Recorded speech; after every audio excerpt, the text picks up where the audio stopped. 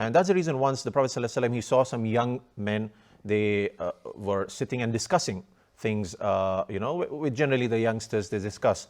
So the Prophet ﷺ went to them and said, "O youngsters, get married, whoever can afford to get married, or else one is supposed to fast." And what he told that, what is the benefit of getting married? He said, it will help you lower your gaze and protect your modesty, protect your private parts. And this is something which the Prophet ﷺ advised these youngsters. And who are we talking about? We are talking about the youngsters amongst the Sahaba.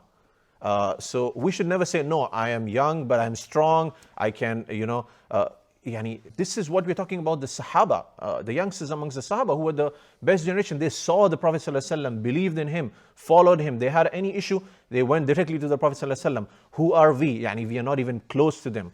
And especially the fitna we have today, where a child might be sitting just next to his father and accessing things which are haram, and his father doesn't know who's sitting next to him. Not just that, if you think about it, if you go back to an example when I was a child, or maybe even when you were younger, to get access to this kind of lewd stuff, you'd have to search for a video store. You'd have to secretly sneak. It wouldn't be very easy. You'd have to search very hard on television to find a movie.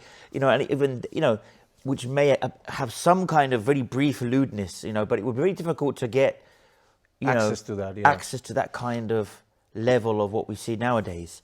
Without going to, or you'd have to go to a particular place, especially in maybe not, alhamdulillah, not in our societies, but in other societies, certain places where women would do, expose themselves, I guess you could say. But nowadays, it's crazy that just from having a mobile phone, and average people, unfortunately, out in many different societies, will do what you would have to used to pay people to do. That's as right. a profession. They are willingly doing it from their bedrooms or their household around the world.